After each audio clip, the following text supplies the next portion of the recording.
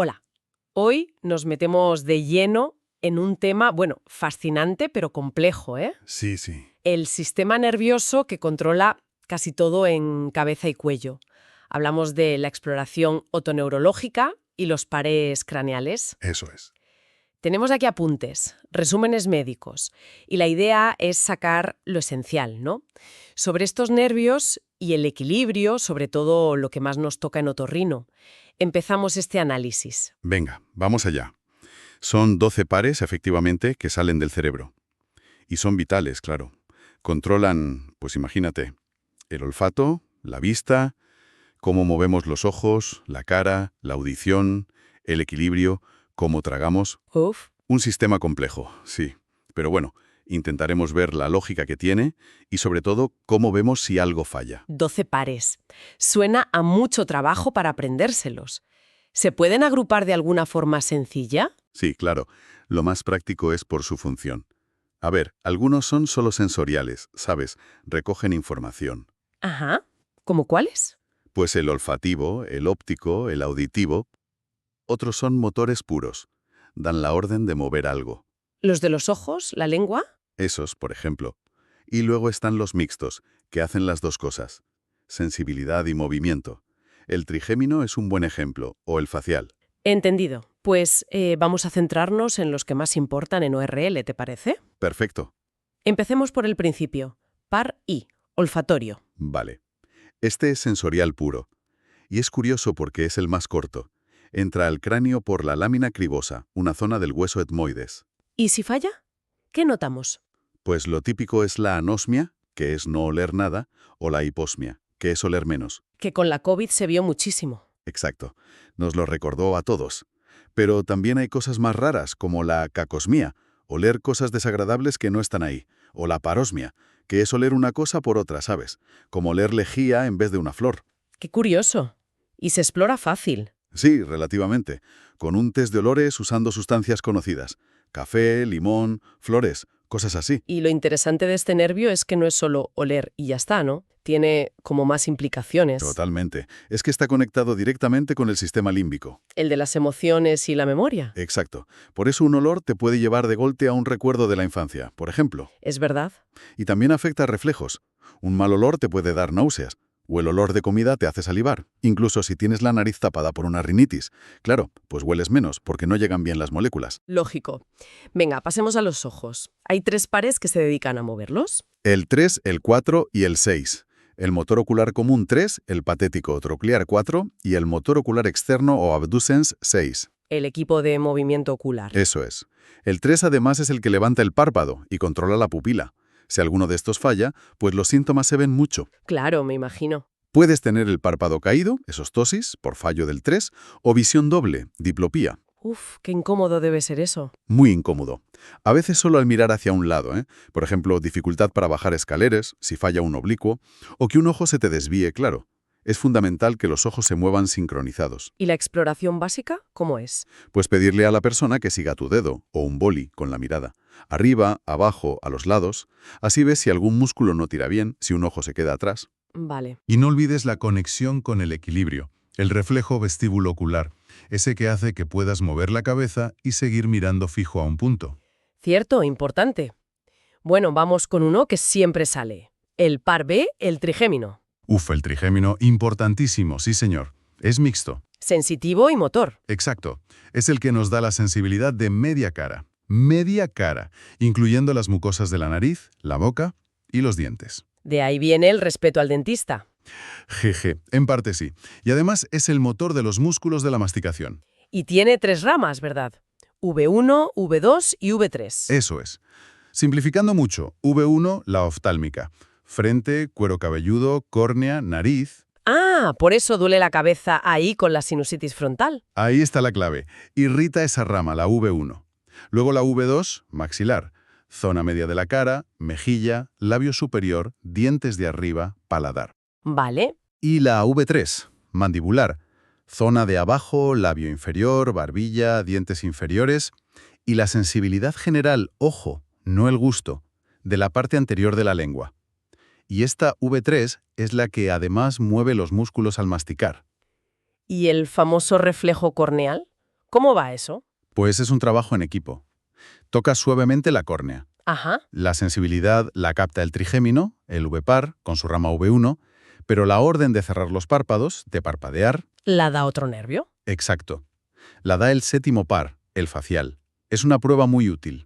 Pues justo, hablemos del séptimo par, el facial. ¿Otro que tiene tela? Mucha tela. Es súper complejo. Por un lado, es el motor de todos los músculos de la cara, los de la mímica, la expresión. Sonreír, fruncir el ceño. Todo eso. Pero es que además lleva el sentido del gusto de los 2/3 anteriores de la lengua. Ah, no lo sabía. Y controla la secreción de lágrimas y de saliva. Y hasta recoge sensibilidad de una zonita muy pequeña del conducto auditivo. Madre mía. Y tiene un recorrido por dentro del hueso temporal, cerca del oído, ¿no? Eso suena delicado. Crucial. Es un viaje largo y pasa pegadito al oído medio y al interno. Antes de salir del cráneo, da unas ramas clave. ¿Cómo cuáles? Pues una para las glándulas lagrimales y nasales. Otra para un músculo súper pequeño que hay en el oído, el del estribo, que nos protege de ruidos fuertes.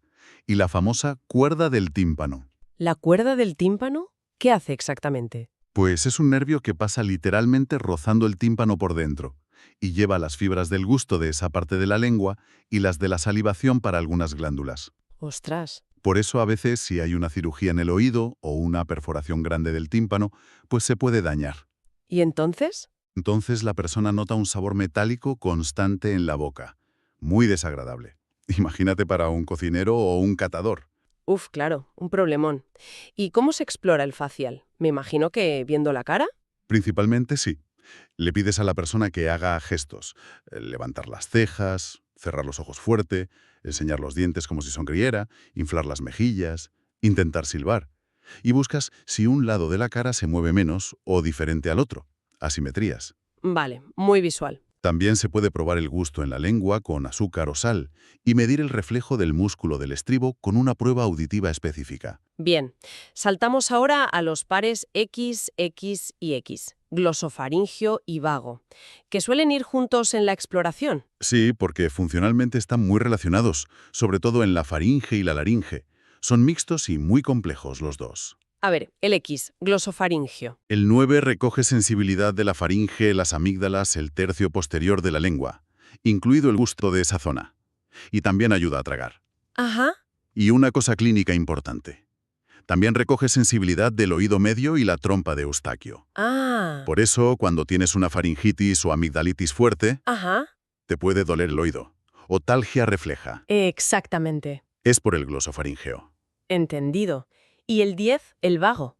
Ese tiene fama de llegar a todas partes. Y tanto. Es el nervio craneal más largo. Baja hasta el abdomen. Controla músculos de la laringe, importante para la voz, y de la faringe para tragar. Recoge sensibilidad de esas zonas. Participa en el reflejo de la tos y en el nauseoso. Vale. Y además, lleva el control parasimpático a un montón de órganos. Corazón, lo frena, pulmones, casi todo el tubo digestivo. Vamos, un nervio vital. ¿Y cómo se evalúan los dos juntos? Pues viendo cómo traga la persona. Es un acto súper coordinado. También viendo si el paladar blando sube simétrico cuando dice «ah». Y claro, provocando el reflejo nauseoso. El de tocar atrás en la garganta. Ese. La sensibilidad la lleva el 9, pero la respuesta de contracción, la arcada, la ejecuta el 10. Vale. ¿Y la voz también, has dicho? Fundamental. El vago inerva las cuerdas vocales.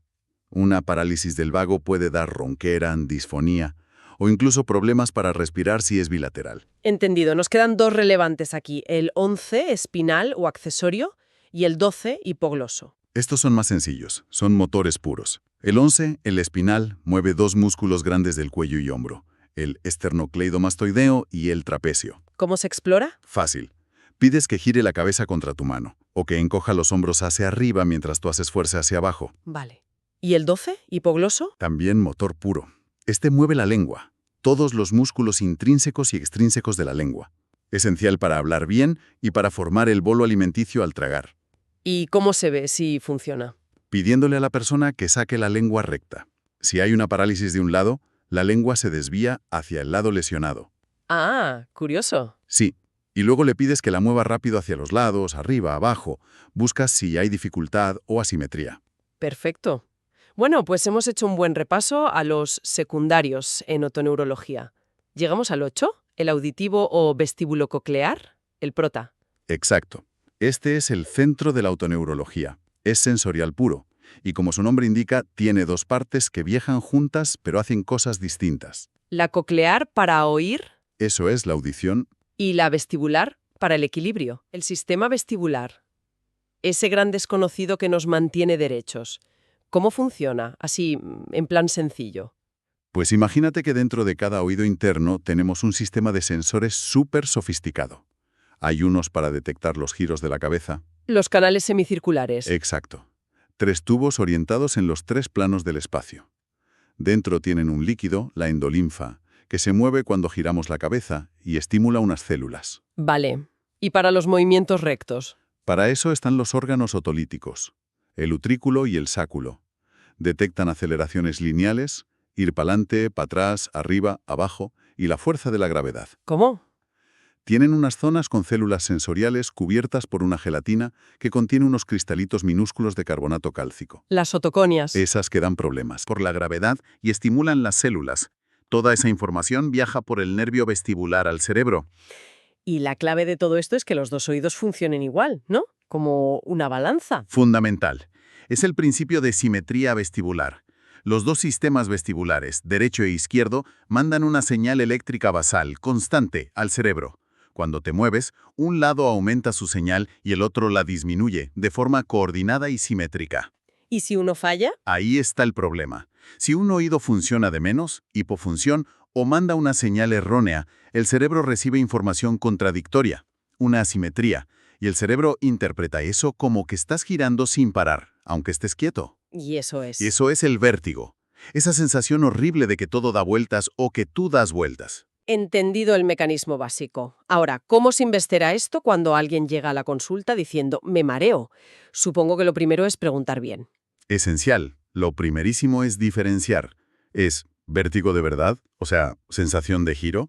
¿O es otra cosa? ¿Cómo qué? Pues inestabilidad al andar, sensación de que te vas a caer pero sin giro, o sensación de desmayo inminente, un presíncope, o simplemente estar como atontado, embotado. La gente llama mareo a muchas cosas. Claro, hay que definirlo bien. Exacto. Y luego preguntar, ¿cuánto duran los episodios? ¿Segundos, minutos, horas, días? ¿Qué los provoca? ¿Mover la cabeza, levantarse, estar de pie mucho rato? ¿Hay otros síntomas? Pérdida de oído, ruidos en el oído, acúfenos, náuseas, vómitos. Vale, una buena historia clínica es clave. ¿Y después? La exploración física. Eso es. Primero, siempre mirar el oído con el otoscopio, a ver si hay algo evidente. Y luego, las pruebas de equilibrio. El Romberg. El Romberg clásico. De pie, pies juntos, brazos pegados al cuerpo y cerrar los ojos. Si la persona se tambalea o tiende a caerse hacia un lado, eso sugiere un problema vestibular en ese lado. Se puede hacer más difícil sensibilizando pidiendo que ponga un pie justo delante del otro, en tándem. Entiendo. ¿Alguna otra prueba de equilibrio? Sí, la prueba de Unterberger o de Fukuda. Marchar en el sitio con los ojos cerrados y los brazos extendidos al frente durante 1 minuto. Si la persona gira sobre sí misma a más de 45 grados, indica una lesión en el lado hacia el que gira. Interesante. Y luego está el famoso nistagmo. Fundamental buscarlo. El nistagmo es ese movimiento involuntario y rítmico de los ojos. Hay que ver si aparece solo, espontáneo, o al mirar hacia los lados o al cambiar de postura. ¿Y qué nos dice el tipo de nistagmo? Mucho. Un nistagmo que bate siempre en la misma dirección, por ejemplo, horizontal hacia la izquierda, suele indicar un problema periférico, del oído o del nervio vestibular. Pero mucho ojo, si ves un nistagmo vertical, que los ojos se mueven arriba y abajo, Señal de alarma. exacto. Eso es una bandera roja. Sugiere un problema en el sistema nervioso central, en el cerebro o tronco cerebral. Hay que investigar más a fondo, y rápido.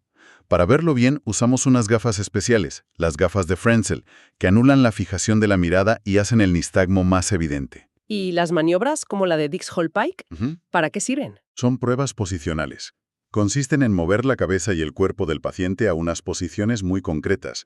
Están diseñadas para provocar el vértigo y el nistagmo si la causa es que las otoconias, los cristalitos, se han salido de su sitio y están flotando en uno de los canales semicirculares. O sea, para diagnosticar el BPBB. Justo. El vértigo posicional paroxístico benigno es la causa más frecuente de vértigo. Si al hacer la maniobra de Dix-Hallpike aparece un vértigo intenso y un nistagmo muy característico, que rota y dura poco, bingo, tienes el diagnóstico. Hay que avisar al paciente que se puede marear, claro. Vale. Y si con todo esto no está claro o se necesita cuantificar el problema, ¿hay pruebas más objetivas? Sí, claro. Tenemos pruebas instrumentales. La más utilizada hoy en día es la videonistagmografía, la VNG. ¿Qué hace la VNG? Pues registra los movimientos de los ojos con unas cámaras de video que van en unas gafas especiales.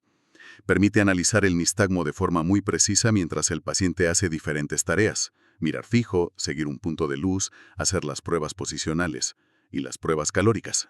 Las pruebas calóricas suenan a estimular con frío y calor. Exactamente. Se irriga cada oído por separado con aire o agua a una temperatura controlada, un poco por encima y un poco por debajo de la temperatura corporal, por ejemplo, 30 grados centígrados y 44 grados centígrados. ¿Y eso qué provoca?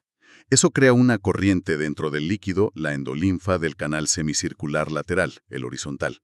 Y esa corriente estimula o inhibe el nervio vestibular de ese lado, provocando un nistagmo y una sensación de vértigo que dura un poquito. Entiendo. ¿Y qué medís ahí? Medimos la intensidad y duración de ese nistagmo provocado. Lo importante es comparar la respuesta del oído derecho con la del izquierdo. Si un oído responde mucho menos, hipofunción vestibular, o no responde nada a reflexia vestibular, al estímulo calórico, eso nos confirma que hay una lesión periférica en ese lado. Es una prueba muy útil para localizar el problema. Muy bien. Pues con todo esto hablemos brevemente de las enfermedades más típicas que causan vértigo. Ya has mencionado el VPPV. Sí, el VPPV es el rey, el más frecuente. Episodios cortos, intensos, al mover la cabeza en la cama, al mirar hacia arriba, por las otoconias sueltas en el canal posterior, generalmente. Se diagnostica con Dix-Hallpike y se trata con maniobras de recolocación. ¿Y si el vértigo dura más? ¿Horas o días? Ahí pensamos en otras cosas. Una causa común es la neuronitis vestibular. Suele ser un vértigo muy bestia, que dura horas o incluso días, con muchas náuseas y vómitos, pero importante, sin pérdida de audición ni ruidos. ¿Y qué se ve en las pruebas? Pues se ve nistagmo espontáneo que bate hacia el lado sano. Y en las pruebas calóricas, una hipofunción o arreflexia clara en el oído afectado. Se cree que es una inflamación del nervio vestibular, probablemente viral. ¿Y hay más causas? Sí, claro. Hay que diferenciar bien entre causas periféricas, del oído interno o nervio, como la enfermedad de Meniere, que da crisis de vértigo junto con pérdida de oído fluctuante, acúfenos y sensación de taponamiento, y las causas centrales, del cerebro. ¿Cómo sospechamos una causa central? Pues si el vértigo no sigue el patrón típico, si hay otros síntomas neurológicos, debilidad, problemas al hablar, visión doble persistente, o si el nistagmo es vertical o cambia de dirección, ahí hay que pensar en cosas más serias, como un ictus, un tumor, esclerosis múltiple. Vale. Cambiamos un poco de tercio, aunque está relacionado con el séptimo par que ya vimos. La parálisis facial, que asusta mucho cuando aparece de repente. ¿Cómo distinguimos si viene del cerebro o del nervio? Esa es la pregunta clave. Y la respuesta está en cómo se ve la cara. Es fundamental. A ver, una parálisis facial central, por ejemplo, por un ictus en el cerebro, afecta sobre todo a la parte inferior de la cara del lado contrario a la lesión. La boca se tuerce, la mejilla no se mueve bien, pero lo característico es que la persona sí puede arrugar la frente y cerrar el ojo de ese lado más o menos bien. Ah, la frente se salva. Generalmente sí, porque la musculatura de la frente recibe inervación de los dos hemisferios cerebrales. Entiendo.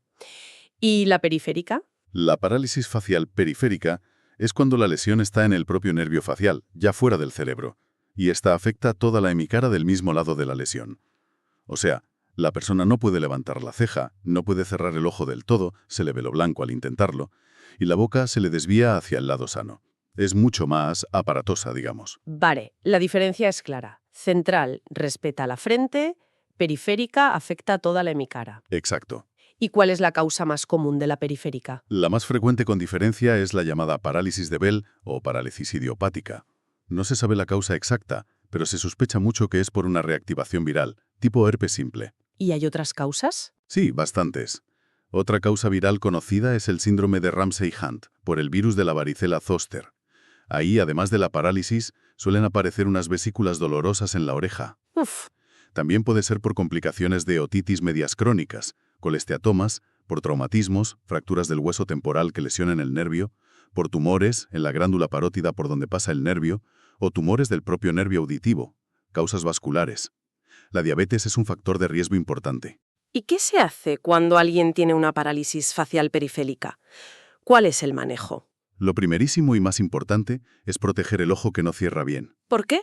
Porque si la córnea se queda expuesta, se seca, se puede ulcerar y tener problemas serios de visión. Así que hay que usar lágrimas artificiales frecuentemente durante el día, una pomada lubricante por la noche y a veces tapar el ojo para dormir. Vale, protección ocular lo primero. ¿Y luego? Luego, si es una parálisis de Bell y se coge pronto, en las primeras 72 horas, está demostrado que dar corticoides orales como la prednisona mejora bastante el pronóstico de recuperación. ¿Y antivirales? Los antivirales, como el aciclovir, se suelen dar si se sospecha una causa por herpes, sobre todo en el síndrome de Ramsay-Hunt, aunque su beneficio en la parálisis de Bell es más discutido. Y por supuesto, la fisioterapia y rehabilitación facial son importantes para ayudar a recuperar la movilidad y evitar secuelas. ¿Y se recupera bien la gente? En la parálisis de Bell, el pronóstico generalmente es bueno.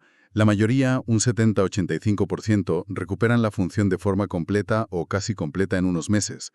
Pero si la parálisis es total desde el principio o si hay factores como diabetes o hipertensión, el pronóstico es algo peor y pueden quedar secuelas como debilidad o movimientos raros involuntarios, sin kinesias. Se usa una escala, la de Hawkes-Bragman, para medir la gravedad y seguir la evolución. Muy bien. Pues para ir terminando, podríamos repasar un par de reflejos clave o pruebas rápidas que nos ayudan a evaluar varios pares a la vez. Sí, claro, ya los hemos mencionado, pero por recordarlos. El reflejo corneal. Tocas la córnea con un algodón, la sensibilidad la lleva al quinto par, trigémino, y la respuesta de parpadeo la ejecuta el séptimo par, facial. Nos da información de dos nervios. Vale. El reflejo nauseoso, estimulas la pared posterior de la faringe, la sensibilidad la recoge el 9 par, glosofaringio, y la respuesta motora, la arcada, la da el 10º par, vago. Otros dos nervios evaluados. Algo más. Pues la evaluación rápida de los movimientos oculares, siguiendo un dedo, que nos chequea los pares 3, 4 y 6 juntos. Y, sobre todo, insisto, estar siempre atentos a signos de alarma neurológica. Como el nistagmo vertical. Exacto. O si además de la parálisis facial o el vértigo, la persona tiene debilidad en un brazo o pierna, dificultad clara para hablar o entender, visión doble persistente, eso ya no suena a un problema solo del oído o del nervio periférico. Hay que pensar en algo central, como un ictus, y actuar rápido. Entendido. Entonces, si tuviéramos que sacar una conclusión de todo esto, es la increíble interconexión, ¿no?, de todo este sistema. Totalmente. Es una red sofisticadísima. Nervios que controlan lo que olemos, vemos, cómo movemos la cara, cómo oímos, cómo nos mantenemos en pie, cómo tragamos. Todo coordinado al milímetro.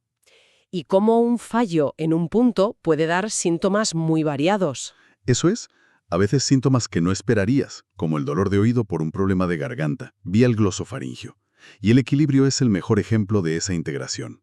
La información que llega de los dos oídos, de los ojos, de los sensores de posición de los músculos y articulaciones. El cerebro tiene que juntar todo eso perfectamente.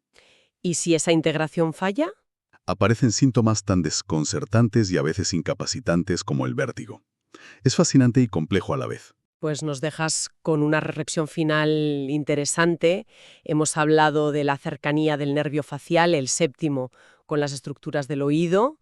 ¿Qué podría pasar si una infección crónica de oído, como un colesteatoma, que es como una especie de quiste de piel que crece dentro del oído medio, no se trata y va erosionando el hueso? Pues es una buena pregunta para reflexionar. Ese crecimiento puede ir comiéndose el hueso que protege al nervio facial. ¿Y entonces? Podría acabar causando una parálisis facial, además de la sordera y otros problemas del oído. Exacto. Es una complicación posible y grave de las otitis crónicas no controladas. Un motivo más para no dejar pasar las infecciones de oído. Da que pensar, ¿verdad?